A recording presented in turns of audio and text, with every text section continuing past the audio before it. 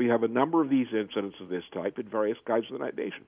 Well, somebody on a national level is operating to create a chaos situation in the United States in a number of areas, and we don't know how long the list of these areas are. So I would say, well, somebody wants to make a mess. Debido a la actual crisis financiera mundial, donde todo se le sale de control, la oligarquía financiera internacional ahora está entrando en una fase que muchas veces ha utilizado y en este momento es muy clara: la política de tensión con la cual buscan crear el caos generalizado. La guerra se retrasa, sus artimañas para el saqueo económico de las naciones quedan más al descubierto, y también cada día se hace más evidente que su intención de despoblación del mundo es uno de sus principales objetivos, como lo demostramos en los últimos informes al destapar que lo de Chipre era un modelo para el mundo: salvar a los bancos sin importar cuántas personas tengan que morir. En la última semana hemos visto diferentes incidentes en Estados Unidos que, como lo anticipa LaRouche, son solo parte de una larga lista que no se sabe qué tan grande va a ser. Primero Boston, después Texas, le siguió Seattle y ahora terroristas en Canadá supuestamente ligados a Al Qaeda fueron detenidos antes de que lograran llevar a cabo su plan terrorista en un tren que viajaba a Nueva York. Todas estas cosas en la misma semana, ninguno aparentemente ligado. Unos son con bombas, otros con tiroteos, y probablemente veremos más. Muchas preguntas sin contestar ahora van saliendo, sobre todo en el caso de Boston. Por ejemplo, de los dos hermanos sospechosos, el mayor ya había sido señalado por la inteligencia rusa que le había pedido a Estados Unidos que lo investigara. Eso ocurrió, y la madre de los sospechosos dijo que desde hacía tiempo sabían que el FBI los estaba investigando. De hecho, en el 2011, el mayor fue interrogado directamente por el FBI. El FBI sabía todo lo que hacía mi hijo. Conocía los sitios de internet que visitaba. Lo estuvo aconsejando durante 3 o 5 años. ¿Cómo pudo haber ocurrido esto? ¿Cómo es posible que ahora lo acusen de este acto de terrorista? E incluso, el mismo presidente de la Comisión de Seguridad Interna del Congreso estadounidense envió una carta al FBI, al Departamento de Seguridad Interna y al director de Inteligencia Nacional, haciendo preguntas muy específicas sobre el caso. Después, en una entrevista con la cadena CNN, dijo directamente: "Lo que yo entiendo es que el Servicio de Inteligencia ruso contactó al FBI y les dijo: ustedes tienen un individuo que tiene vínculos potenciales con el extremismo. Fue entrevistado por el FBI en el 2011 y se le dejó libre. Y después de eso, lo que es más interesante aún es que el hermano mayor viajaba de regreso a Rusia. Su padre vive en la región de Chechenia. Está allá 6 meses y regresa. 9 meses después de que regresó, llevó a cabo el ataque. La población debe entender que los rebeldes chechenos son unos de los combatientes yihadistas más fieros que existen. Están enojados con Rusia, pero también han hecho una alianza con Al Qaeda". Y a pesar de que hubo más detenidos, de hecho se reportan por lo menos 3, una cosa que llama mucho la atención es el operativo desplegado, un operativo que se utiliza en la detección de armas de destrucción masiva, al estilo de Hollywood, con militares, armamento sofisticado, fuerzas federales, vehículos blindados, etc. Todo para capturar a un sospechoso de solo 19 años de edad. Y aunque obviamente el asunto es mucho más grande y complicado que los 2 hermanos sospechosos, preguntas como estas están ahí, no para Boston, sino para todos y cada uno de los casos que hemos y que probable y lamentablemente sigamos viendo. Pero toda esta estrategia no es exclusiva de Estados Unidos. Si levantamos los ojos, podremos ver que en varias regiones del mundo tenemos expresiones de la misma estrategia de tensión, ya sea en conflictos militares, políticos o sociales. La forma puede cambiar, pues no es lo determinante. Lo que es determinante, en realidad, es el objetivo: el caos. Pero esta política de tensión no es nueva. De hecho, es muy utilizada, generando una tensión en la mente de la población para que apruebe ciertas políticas. Mientras las crisis económicas se profundiza más, la política de caos sirve muy bien para confundir a la población y para que, en medio de la tensión, no piense con claridad y simplemente tenga reacciones extremas, apoyando políticas con las que no necesariamente está de acuerdo, pero que sus reacciones descontroladas la lleven a impulsar. como fue el caso de una situación crítica que vivió el mundo en la depresión económica de los años 30.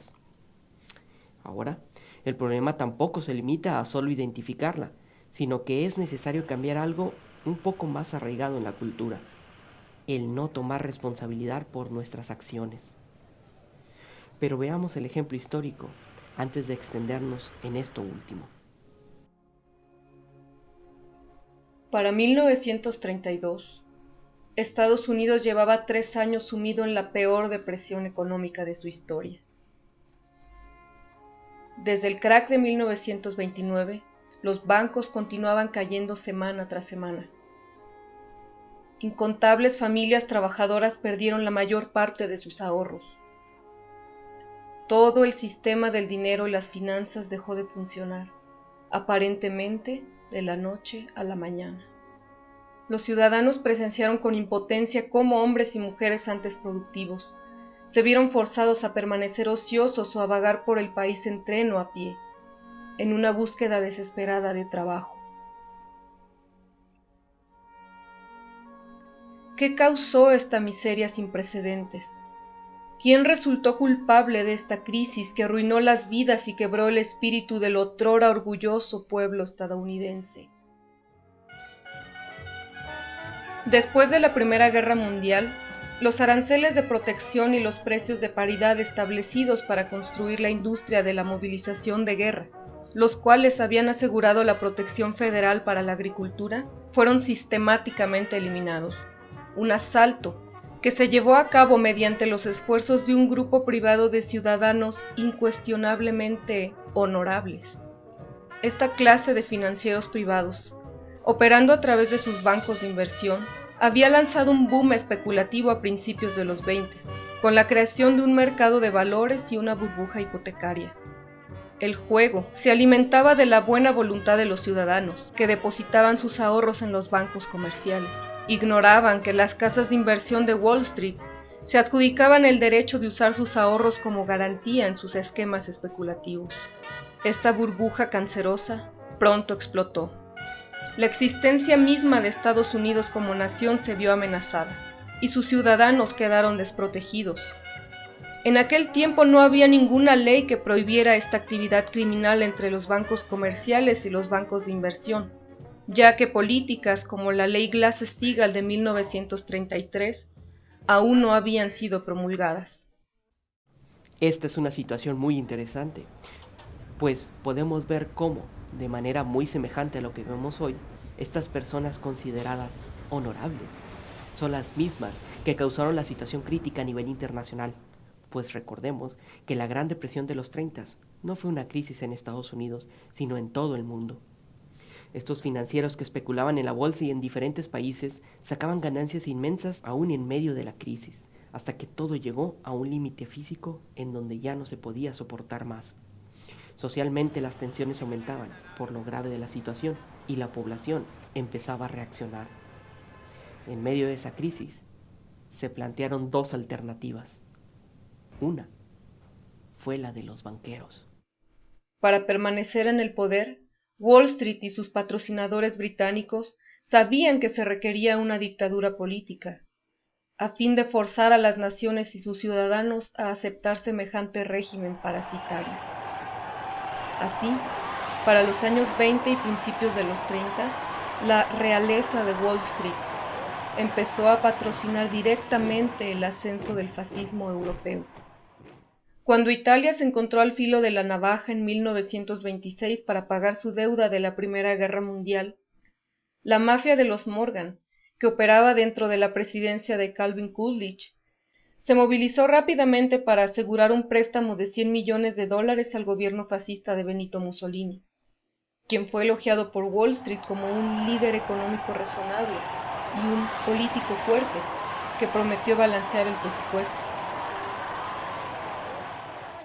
En Alemania, quebrada por las reparaciones del Tratado de Versalles y la hiperinflación de 1923, el Imperio Británico y su clan de Wall Street alimentaron el ascenso de Adolfo Hitler.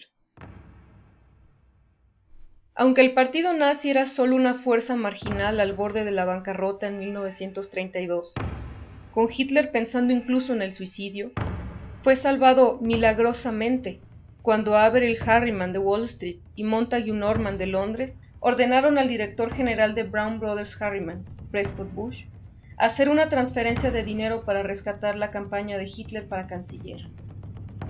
Londres y Wall Street estaban decididos a asegurar la victoria de Adolf Hitler.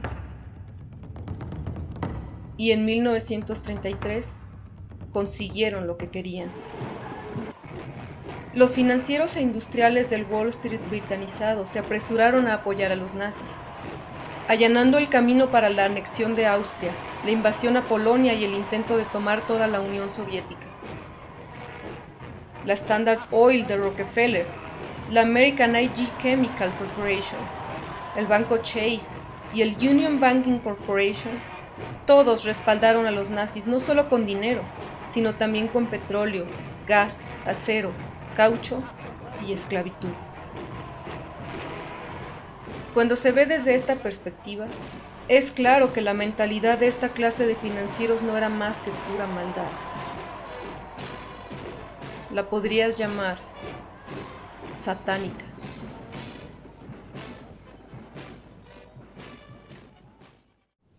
Esa fue la alternativa de la oligarquía internacional y todos sabemos cómo terminó. La otra, que curiosamente no se populariza tanto, fue la representada por Franklin Delano Roosevelt. La política del bienestar general de la población, un principio que no solo está en el preámbulo de la Constitución estadounidense, sino que es presente en la ley natural y que cualquier estado puede llevar a cabo. Este proceso de reorganización de emergencia dio como resultado la política más importante que se haya promulgado, la ley Glass-Steagall, que sacó a los zorros del gallinero. A los juegos especulativos y de dinero falso de las casas de inversión del Imperio Británico, como los ladrones de JP Morgan, ya no se les permitiría mezclarse con las funciones legítimas y necesarias de los bancos comerciales. Por ley, se les separó totalmente de todas las instituciones de depósito. Cualquier directivo de alguna casa de inversión que quebrantara esta ley intencionalmente era objeto de multas financieras o incluso la cárcel. Así, esta parte de la historia muy pocas veces es contada y tiene una razón: el que no la conozcas.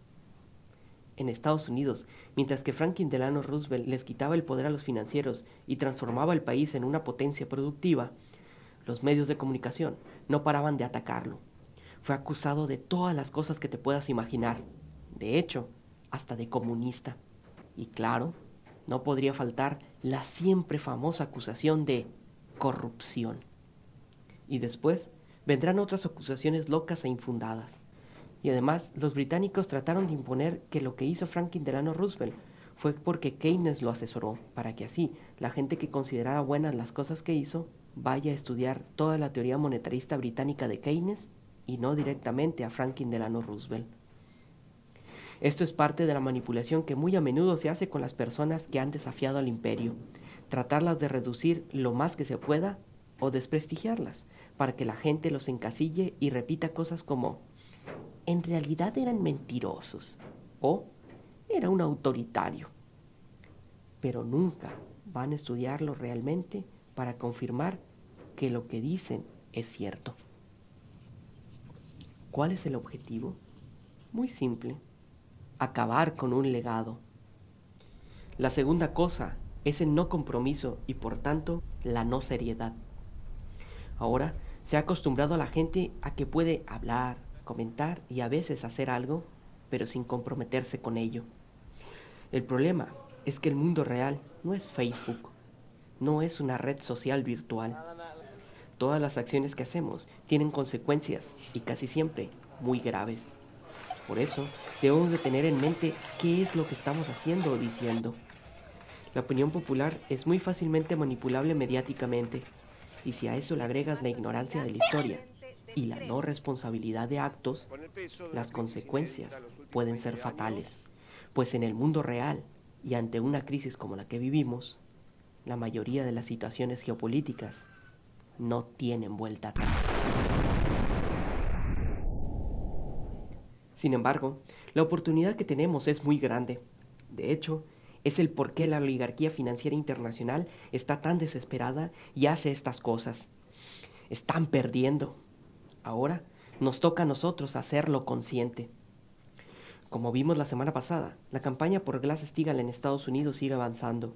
Ahora tenemos 17 estados que tienen en discusión en sus congresos locales la resolución para hacer el llamado oficial pidiendo al Congreso Federal aprobar la ley HR 129 que pide restaurar la ley Glass-Steagall. 3 de esos estados oficialmente ya la aprobaron. Internacionalmente, los puntos más avanzados son Islandia, que oficialmente ya aprobó instaurar el estándar Glass-Steagall, y ahora Suecia, que se suma a la pelea, ya que el 17 de abril el Comité de Finanzas del Parlamento discutió la moción por un estándar Glass-Steagall y un parlamentario declaró que, incluso si el Parlamento votara en contra de las mociones, los socialdemócratas y el Comité de Finanzas continuarán trabajando sobre la cuestión de cómo manejar la crisis bancaria. También, al final de la conferencia organizada por el Instituto Schiller, que estuvo dedicada a la creación de un nuevo paradigma para salvar a la civilización, creó una resolución con el título ¿Es Glass-Steagall o caos y genocidio?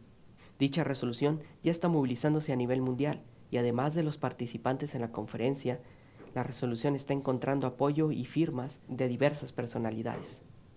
Y hay que apresurar el paso, ya que tenemos que aprovechar el momento. La política de tensión para buscar el caos es fuerte, pero a la vez deja ver lo desesperado que están. Así es que es momento de actuar en la forma contraria en que la oligarquía financiera busca que reaccionemos. Pero si lo que quieres es preocuparte, pues voltea a ver el cielo.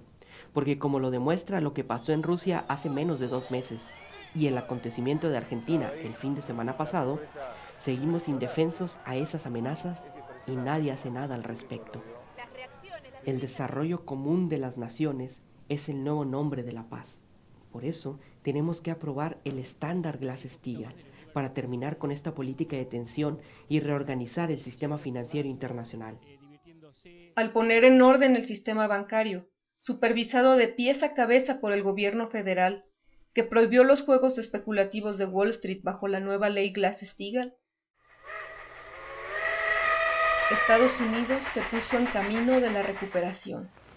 Musicians and singers, too, found employment in orchestral and vocal groups.